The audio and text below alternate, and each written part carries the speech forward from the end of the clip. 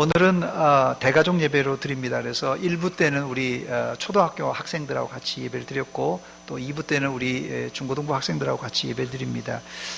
우리 이렇게 세 팀이 와서 찬양을 드렸는데, 우리 여러분들하고도 같이 이렇게 호흡을 같이 하고 싶어서 퀴즈를 제가 준비했습니다. 지금 스케치북이 다 준비됐습니까? 예. 남자 어른들에게 퀴즈를 내겠습니다. 우리 남자 어른들이 스케치북을 하나씩 가지고 펜을 가지고 맞추는 문제입니다. 자, 제가 문제 나갑니다. 1부 예배 때 정답이 유출됐다는 소식을 듣고 제가 문제를 좀 바꿨습니다. 그러니까 1부 때 하고 좀 다릅니다.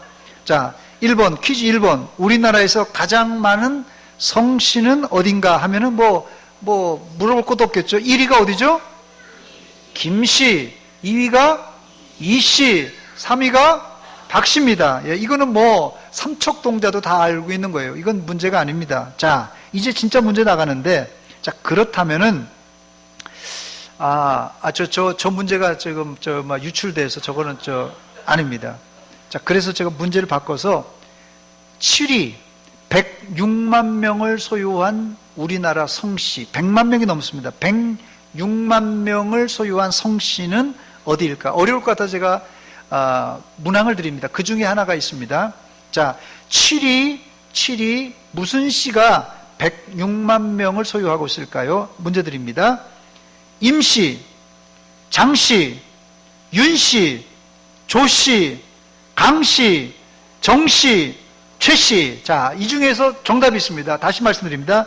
우리나라 성씨 중에 7위 106만 명을 소유한 성씨입니다. 100만 명이 넘는 성씨. 여기 이 자리에도 있습니다. 자, 예문을 드립니다. 아직 듣지 마세요. 컨닝하지 마시고. 임씨, 장씨, 윤씨, 조씨, 강씨, 정씨, 최씨 중에, 자, 7위에 속하는 106만 명을 소유한 성씨는 어디입니까? 자, 5초 드립니다. 4초, 3초, 2초, 1초, 땡. 자, 이제, 들으시기 바랍니다. 들었어요. 자, 들으세요. 자, 어디, 남자성씨. 자, 여기 정씨, 그 다음에, 여기 어디에요? 최씨, 그 다음에 강씨, 또 여기 장씨, 최씨, 이 미친, 뭐야? 조씨, 그 다음에 조씨, 또 저기 어디, 장씨? 네, 장씨. 예. 자, 화면을 통해서 여러분 확인해 주시면 7위 106만 명을 성씨를 보유한 성씨가 어딘가 한번 보여주시기 바랍니다. PPT. 7위 조씨입니다. 자, 선물 주세요. 선물. 저기 위층에 2명 맞췄습니다. 2명. 2층에 2명 주세요. 자, 1층에는 지금 한 명도 없습니다. 자, 이번에는 스케치북을 여자 성도님들에게 전달해 주시기 바랍니다. 옆에 있는 여자 성도님들에게, 여자 어른들에게 주세요. 여자 어른들에게. 자, 여자분들에게 드리는 성씨입니다. 자, 여자분들에게. 아무나 괜찮습니다. 자, 선물 있습니다. 자, 자료 화면을 먼저, 박스를 비춰주시기 바랍니다. 박스. 예. 저기 박스에는 시대별로 대표되는 이름이 저기 기록되어 있어요. 안 보일 텐데, 자, 그래서 제가 큰 글자로 준비했습니다. 자, 1940년대 우리나라 남자의 가장 많은 이름이 영수예요. 여자는 누구죠? 영자의 전성시대. 자, 1940년대는 여자 이름이 가장 많은 이름이 영자입니다. 또 1950년대에 들어가서는 역시 영수가 남자 이름은 1위. 이제 좀 이름이 바뀌었네요. 50년대 여자 이름은 영숙이로 바뀌었습니다. 자, 60년대는 역시 영수가 또 남자 이름은 1위입니다. 자, 여자 이름은 조금 세련됐습니다. 미숙이, 여기도 있죠. 자, 그럼 70년대 올라가서는 조금 더 세련됐어요. 남자 이름은 정훈이로 바뀌었고, 그 다음에 여자 이름은 은주, 세련됐습니다. 그 다음에 1980년대는 남자 이름 지훈이, 여자 이름 지혜. 90년대 와서는 지훈이, 유진이, 2000년대는 민준이, 유진이, 2010년대는 민준이, 서연이 이렇게 바뀌었습니다. 자, 이제 문제 나갑니다. 자, 그렇다면 모든 시기를 통틀어 우리나라에서 가장 많은 여자 이름은 뭔가? 여자 이름. 아까 남자 이름까지 하니까 복잡해서 못 맞히더라고요. 자, 여자 이름 다시 드립니다. 자, 여자 이름만 맞히는 게 여자 이름. 1940년대 여자 이름은 영자, 1950년대는 영숙이, 60년대는 미숙이, 70년대 은주, 80년대 지혜, 90년대 유진이, 2000년대 유진이, 2010년대 서연입니다. 자, 모든 시기를 통틀어서 40년대부터 시작해서 2010년대 우리 통계가 기록된 이름 중에 가장 많은 여자 이름이 무언가, 거기 이제 예외 다 있습니다. 자, 5초 드립니다. 쓰시기 바랍니다. 5초 드립니다. 자, 기록하십니다. 4초, 3초, 2초, 1초, 그만입니다. 자, 들어주시기 바랍니다. 여자 이름, 각 세대를 통해서 가장 많은 여자 이름. 자, 이쪽이 어디입니까? 영숙이, 그 다음에 여기 영숙이, 저 여기 어디? 영숙이, 그 다음에 영숙이, 저쪽에는 영숙이, 저 뒤에는 은정이, 그 다음에 또 저 뒤에는 어디입니까? 최현욱 전사님 옆에 누구예요? 나 안 보여요. 영숙이. 자, 정답 주시기 바랍니다. 정답. 남자는 지훈이, 여자의 영숙이. 자, 선물 주시기 바랍니다. 선물 주세요. 자, 2층에도 있습니다. 2층에도. 자, 2층에도. 자, 이번에는 우리 학생들에게 퀴즈가 들어갑니다. 학생들에게 스케치북이랑 펜을 전달해 주시기 바랍니다. 학생들에게 전달해 주시길. 자, 3층에도 학생들 있으면 학생들에게 스케치북을 전달해 주시기 바랍니다. 자, 이 학생들에게 주는 퀴즈는 설교가 다 끝난 후에 설교 중에 중요한 문제가 나갑니다. 그러니까 잘 들었다가 설교 후에 제가 질문할 때, 퀴즈를 낼 때 그때 맞추시면 되겠습니다. 이번에는 문화상품권이 준비되어 있다고요? 목사님? 예, 문상이 준비되어 있다고 합니다. 학생들을 위해서는 문상이 준비되어 있다고 합니다. 우리 설교를 잘 들어주시기 바랍니다. 자, 오늘 저는 여러분들과 함께 제가 성씨와 이름에 대해서 지금 퀴즈를 냈는데 여러분들과 함께 예수님의 이름의 뜻과 의미를 살펴보도록 하겠습니다. 첫 번째, 예수님의 이름의 뜻은 비춰주시기 바랍니다. 헬라어로는 이수스예요. 예수스. 헬라어로는 예수스입니다. 그걸 우리나라 말로 예수라고 이렇게 번역한 거고요. 그 다음에 히브리 말로는 예수아. 그래서 히브리 말에 예수아, 어디 말 들어본 거죠? 예수아, 여호수아가 예수란 이름입니다. 그래서 구약 성경의 여호수아는 그 히브리 음력이 신약 시대 예수스가 돼서 예수라는 이름이 되었습니다. 예수님의 육신의 아버지 요셉이 이제 현몽한다는데 꿈을 꿀 때 천사가 나타나서 있어요. 마리아가 성령에 의해서 잉태되었는데 네가 아들을 낳을 것이니 그 이름을 누구라? 예수라 하라 그랬어요. 예수라고 하는데 마태복음 1장 21절을 보니까 아들을 낳으리니 그 이름을 예수라 하라. 이는 그가 자기 백성을 그들의 죄에서 구원할 자임이니라. 예. 그래서 예수란 이름의 뜻은 일부 때는 제가 이것을 퀴즈로 냈습니다. 우리 학생들에게. 너무 쉬워서 우리 중학생, 고등학생들에게 안 내지만은 예수란 이름의 뜻은 자기 백성을 그들의 죄에서 구원할 자. 쉽게 얘기하자면, 한마디로 얘기하자면 구원자라는 뜻입니다. 예수님이 누구냐 하면 구원자 이렇게 하면 됩니다. 히브리어로는 이걸 갖다가 메시아, 기름 부음 받은 자라는 뜻이고요. 헬라어로는 그리스도, 크리스토스라는 뜻입니다. 이 헬라어 음력은 크리스토스를 음력해서 영어에는 크라이스트, 그것이 우리 한국말에는 그리스도, 이렇게 우리가 표기가 됩니다. 그래서 예수님의 이름의 뜻은 한마디로 얘기하자면 구원자, 이런 뜻입니다. 두 번째, 그렇다면 2000년 전에 왜 이스라엘에게 구원자가 필요했던 것입니까?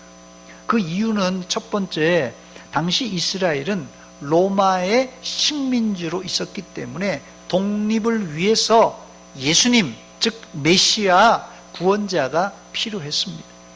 더 중요한 것은 두 번째인데요. 예수님의 이름의 뜻처럼 이스라엘을 죄에서 구원할 자이기 때문에 이 예수님이 필요했던 것입니다. 죄는 인간을 부패하게 만들고 결국은 죽음으로 몰고 갑니다. 죽은 후에는 심지어는 지옥으로 떨어뜨리게 만듭니다. 즉 죄에서 구원할 구원자는 2000년 전이나 지금이나 동일하게 필요합니다. 왜냐하면 저와 여러분들이 모두 죄인이기 때문에 그렇습니다. 성경은 최초 인간 아담과 하와가 하나님이 금지하신 선악과를 따먹음으로 말미암아 죄가 인간에게 들어왔다 말합니다. 이것을 신학적으로는 원죄라고 합니다. 원죄.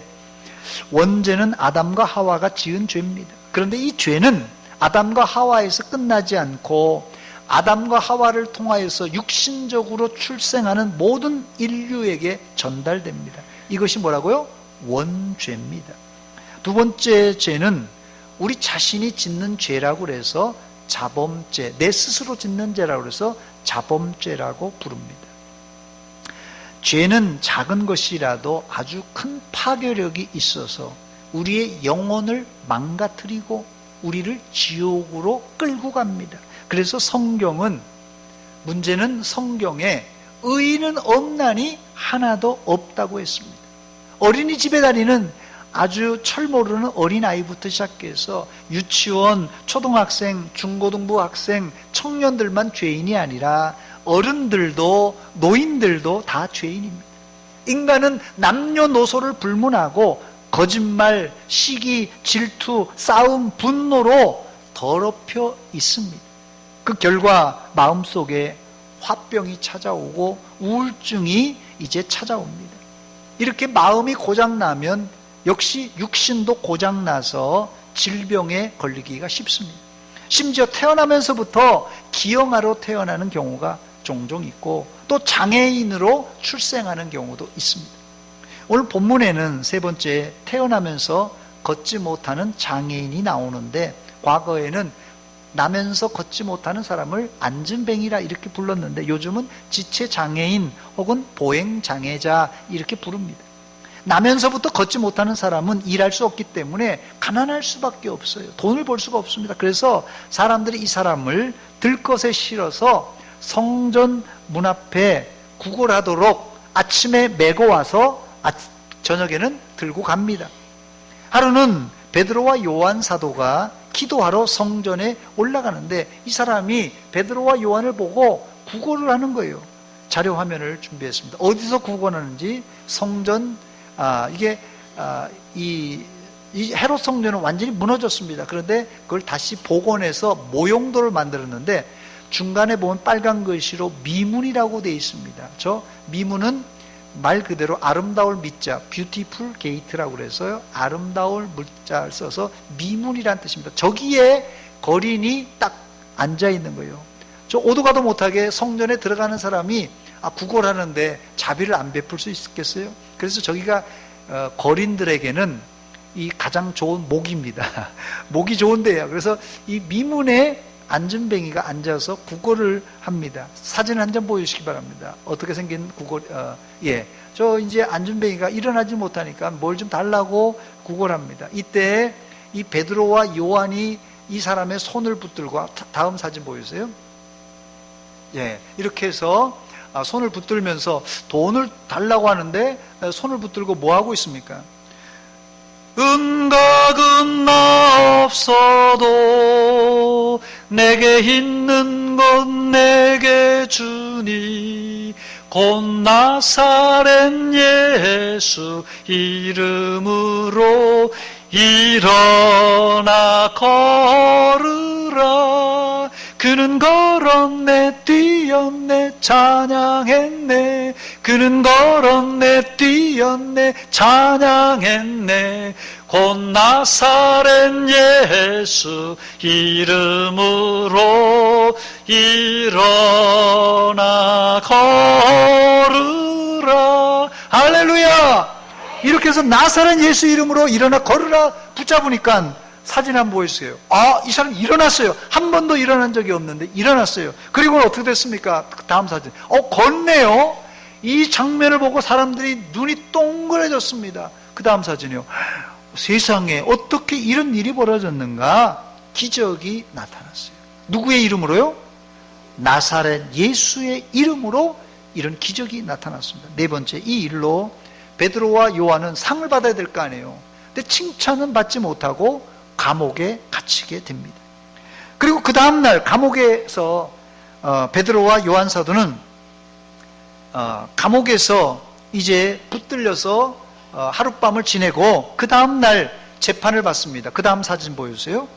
산헤드린 공의회라는 곳에, 저기 가운데 있는 사람이 대제사장입니다. 손을 이렇게 하면서 이 대제사장이 질문을 합니다. 본문 7절에 보니까 너희가 무슨 권세와 누구의 이름으로, 너희가 무슨 권세와 누구의 이름으로 이 일을 행했느냐, 이렇게 질문합니다. 이 질문에 대한 베드로 사도의 대답은 8절 9절에 보니까 베드로가 성령이 충만하여 이르되 백성의 관리들과 장로들아, 만일 병자에게 행한 착한 일에 대하여 이 사람이 어떻게 구원받았느냐고 오늘 우리에게 질문하면, 10절에 보니까 너희와 모든 이스라엘 백성들은 알라, 너희가 십자가에 못 박고 하나님이 죽은 자 가운데서 살리신 누구요? 나사렛 예수 그리스도의 이름으로 이 사람이 건강하게 되어 너희 앞에 섰느니라, 이렇게 대답했습니다. 하루 전날 나면서 걷지 못하는 장애인을 고칠 때 바로 그 했던 말, 나사렛 예수 그리스도의 이름을 자신 있게 대제사장 앞에서도 공포했습니다. 그러면서 대제사장과 산헤드린 공회 앞에서 베드로는 외쳤습니다. 본문 12절입니다. 우리 학생들이 한번 큰 소리로 읽어주시기 바랍니다. 학생들 시작. 천하인 중에 다른 이름을 우리에게 주신 일이 없음이니라. 아멘. 구원은 오직 한 길, 오직 예수뿐입니다. 구원은 오직 예수님 뿐인 줄 믿으시기 바랍니다. 그런데요, 지금 세상이 보통 세상이 아닙니다. 보통 포스트 모던이라고 합니다. 포스트 모던. 이 포스트란 말은 뭐뭐 후기란 뜻이에요. 뭐뭐 뒤에란 뜻이에요. 포스트. 모던은 뭡니까? 현대란 뜻이에요. 그래서 후기 현대, 포스트 모던을 해석하면 후기 현대 사회입니다. 이 후기 현대 사회, 포스트 모던 시대의 사람들은 구원의 종착역, 천국, 천당은 하나지만은 우리가 가는 길이 꼭 한 길이 아니라 앞으로 올라갈 수도 있고 뒤로 올라갈 수도 있고 옆으로 갈 수도 있고 또 그 반대쪽으로 갈 수도 있는 거 아닙니까? 해서 우리 목표는 고지가 하나지만은 우리가 올라가는 길은 여러 군데 있습니다. 이렇게 주장합니다. 이런 표현을 옛말에 뭐로 가든지 어디요? 서울로 가면 된다. 수단과 방법을 가리지 않고 성공하면 된다 생각하고 꽁 잡는 게 뭐라고요? 매라고 얘기했어요. 혹시 세상에서는 이런 논리가 맞을지 모르지만 하나님 앞에는, 교회에서는 이거 안 됩니다. 다섯 번째, 구원의 길은 오직 한 길, 예수님을 통해야 됩니다. 요한복음 14장 6절 보니까 예수께서 이르시되 내가 곧 길이요 진리요 생명이니 나로 말미암지 않고는 아버지께로 올 자가 없다고 그랬어요. 그런데 다른 종교에서 아까 말씀드린 대로 왜 꼭 예수님만 고집하냐? 이슬람에서는 마호멧도 있고 불교에서는 부처도 있고 또 이단들은 자기 교주도 있어서 그들을 통해서도 우리가 구원받는다, 이렇게 주장합니다. 대신에 우리 모두가 종교는 다르지만 다 하늘나라 갈 사람이니까 우리가 다 형제 자매들 아닌가? 우리가 합치고 연합하자, 이렇게 말합니다.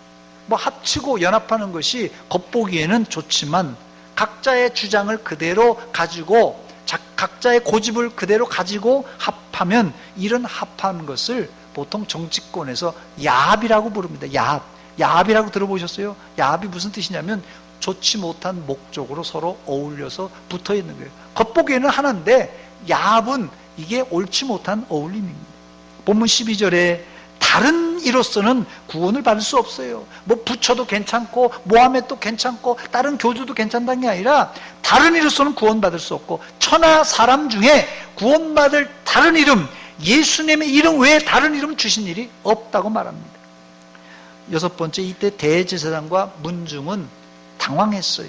그래서 사도들을 내보내고 자기들끼리 회의를 합니다. 본문 16절을 보니까 이 사람을 어떻게 할까? 이 사람들을 어떻게 할까? 지금 고민이 말이 아니에요. 왜냐하면 유명한 표적, 기적이 나타나서 안진뱅이를 일으킨 것을 많은 사람들이 봤기 때문에 이거 우리도 부인할 수 없다, 이렇게 말합니다. 결국 대제사장들은 사도들을 위협하면서 다시는 예수의 이름으로 전도하지 못하게 하고는 이제 사도들을 풀어줍니다. 본문 17절 18절을 보니까 이것이 민간에 더 퍼지지 못하게 그들을 위협하여 이후에는 이 이름으로 아무에게도 말하지 말게 하자 하고 그들을 불러 경고하여 도무지 예수의 이름으로 말하지도 말고 가르치지도 말라 엄포했어요.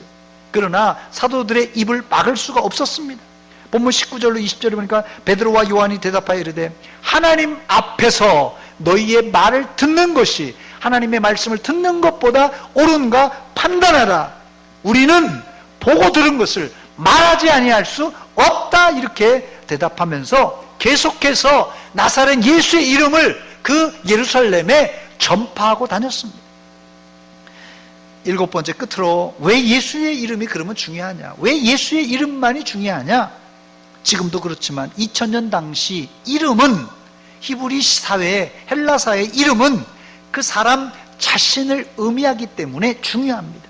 그래서 십계명 제3계명에도 하나님의 이름을 망령되이 일컫지 말라고 했습니다. 출애굽기 20장 7절 말씀 보니까 너는 내 하나님 여호와의 이름을 망령되게 부르지 말라고 그랬어요. 우리나라도 자식이 아버지 어머니 이름을 함부로 부르지 않습니다. 왜냐하면 이름 자체가 아버지요 어머니이기 때문에 그렇습니다. 그래서 이스라엘은 하나님의 이름을, 여호와 이름을 부르지 않아요. 여호와라는 이름을 부르지 않습니다. 여호와의 자음만 따서 주라는 의미의 아도나이 이렇게 부릅니다. 하나님을 아도나이 이렇게 불러요. 마치 우리가 아버지 이름을, 어머니 이름 부르지 않고 어머니, 아버지 이렇게 부르는 것처럼 아도나이 이렇게 부릅니다. 두 번째, 예수님의 이름이 중요한 이유는 예수님의 이름은 죄를 사하는 능력이 있기 때문에 그렇습니다. 요한일서 2장 12절입니다. 자녀들아, 너희에게 쓰는 것은 너희 죄가 누구의 이름으로요? 그의 이름으로 말미암아 사함을 받았으며 그랬어요. 그의 이름으로 말미암아 죄 사함을 받는다고 그랬어요. 우리가 일반적으로 죄 사함을 어떻게 받는다고 그래요? 예수님께서 십자가에 달려서 흘린 보혈로, 피로 이 죄 사함 받는다, 보통 이렇게 믿습니다. 이게 당연한 것이에요. 이게 맞는 말입니다. 그런데 요한 사도는 왜 유독 예수님의 피가 아니라 예수님의 이름으로 죄사함을 받았다 이렇게 말하는 것입니까? 그 이유가 있어요. 예수님의 이름이란 앞에서 말씀드렸듯이 예수님 자체를 말하는 것이고, 더 넓은 의미에서는 예수님의 이름은 공식적으로 죄를 사하는 권위, 권세가 있기 때문에 그렇습니다. 예를 들자면 중풍병자를 메고 왔어요. 상을 달아 내리는 거예요. 지금 예수님이 설교하는데 이 지붕을 뜯어내고 상을, 이 침상을 달아 내립니다. 예수님께서 너 잠깐 있어봐, 잠깐 있어봐. 내가 십자가에 올라가서 죽은 후에 피 흘리고 너 죄 사해 줄게, 이렇게 얘기하지 않고 딱 내릴 때 당장 내 죄 사함을 받았느니라, 이 말을 합니다. 보혈이 아니에요. 예수님의 십자가의 보혈이 아닙니다. 그러니까 즉 예수님의 피가 실제적인 우리 죄를 사한다면 예수님의 피를 통하여서 우리가 죄사함은 맞습니다. 틀린 게 아니에요. 그런데 예수님의 죄사함의 선포나 혹은 예수님의 이름, 죄사함의 선포 혹은 이름은 우리의 죄를 사하는 일종의 법정적인 선언 혹은 행정적인 절차라고 보면 됩니다. 예를 들면 예수님이 10명의 나병 환자가 찾아와서 고쳐달라고 했을 때 제사장에게 가서 너희 몸을 보이라고 그랬어요. 10명이 열심히 달려가다가 제사장이 가다 보니까 다 나았어요. 근데 한 사람만 돌아왔어요. 사마리아 사람만. 그런데 이 사람들에게 뭐가 남아있습니까? 당시에는 절차가 남아있잖아요. 제사장에게 보이고 그 다음에 제사장에게 정결의식을 합니다. 그래서 가둬놓고 낫나 안 낫나 이게 이 일주일 동안 점검합니다. 그때 정결 제사를 드려요. 다 나았다 확증이 되면 비둘기나 양을 이제 죽여서 이제 정결 의식을 한 후에 이제 집에 돌아갈 수 있도록 말합니다. 자, 즉 예수님은 구약에서는 이런 번거로운 절차가 필요합니다. 죄를 사하더라도 이런 절차를 통하여서 죄가 사해졌다 공식적인 선포가 되지만 예수님에게는 신약시대에는 그것이 필요 없습니다. 예수님께서는 말씀하시면 내 죄 사함을 받았느니라 이 말 한마디에 죄 사함이 되었어요. 뭐 더 이상 피의 제사를 드릴 필요가 없다는 것입니다. 즉 예수님의 이름과 예수님의 그 권위만 가지고도 죄는 사해지는 것입니다. 아멘. 그래서 로마서 10장 13절에는 누구든지 주의 이름을 부르는 자는 구원을 받으리라고 했어요. 구원을 어떻게 받는다고요? 이름을 부르는 때 받는다고 그랬어요. 이게 이름의 권위입니다. 권세예요. 그렇습니다. 예수님의 이름은 능력의 이름이고 구원의 이름이고 죄사함의 이름입니다. 앞으로 여러분 앞에 어떤 문제가 있더라도 나사렛 예수 그리스도의 이름으로 헤쳐가시기를 주의 이름으로 축원합니다. 여러분 앞에 병든 사람이 있으면 이렇게 선포하시기 바랍니다. 나사렛 예수 그리스도의 이름으로 명하노니 병마야 물러갈지어다. 여러분 앞에 마귀 사탄에게 붙들린 사람이 있다면 나사렛 예수 그리스도의 이름으로 귀신아 사탄아 떠나갈지어다.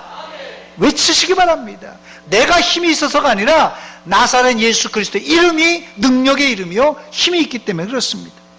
반대로 더러운 이름도 있습니다. 에베소 5장 3절에 보니까 음행과 온갖 더러운 것과 탐욕은 너희 중에서 그 이름조차도 부르지 말라. 더러운 이름인데요, 음행, 온갖 더러운 것, 탐욕, 이거 성도의 마땅한 바가 아니라고 했어요.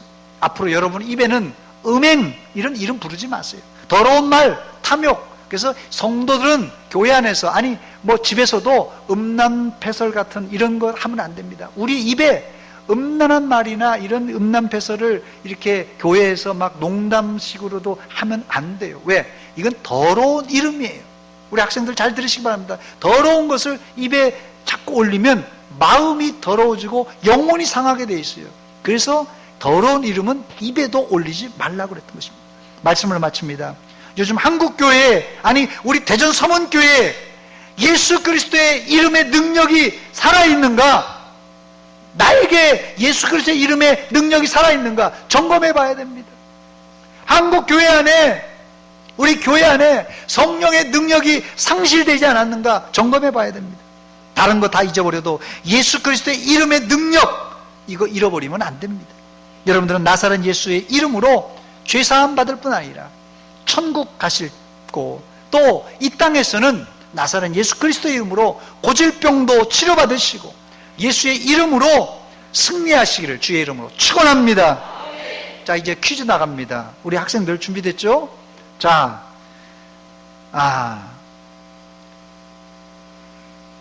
아담이 지은 죄를 무슨 죄라고 부르니까? 아담과 하와가 지은 죄 있죠? 자, 5초 드립니다. 자, 설교 중에 나온 거다. 컨닝하지 마세요. 4초, 3초, 2초, 1초, 땡. 자, 들어주시기 바랍니다. 이제 들어주세요. 고치지 못합니다. 자, 야, 이거 뭐, 예. 정답은 원죄입니다. 예. 저 위에도 다 맞힌 것 같은데요. 자, 맞춘 분들 문화상품권 준비한 대로 드려주시기 바랍니다. 예. 감사합니다. 자, 기도하겠습니다. 하나님 아버지, 저희들에게 은혜 내려주시사 이렇게 예수 그리스도의 이름의 능력을 우리가 깨달았습니다. 이 이름을 가지고 험악한 세상 속이지만 승리하게 하여 주시옵소서. 마귀 사탄도 내쫓는 능력의 사람들 다 되게 하여 주시옵소서. 예수님의 이름으로 기도하옵나이다. 아멘.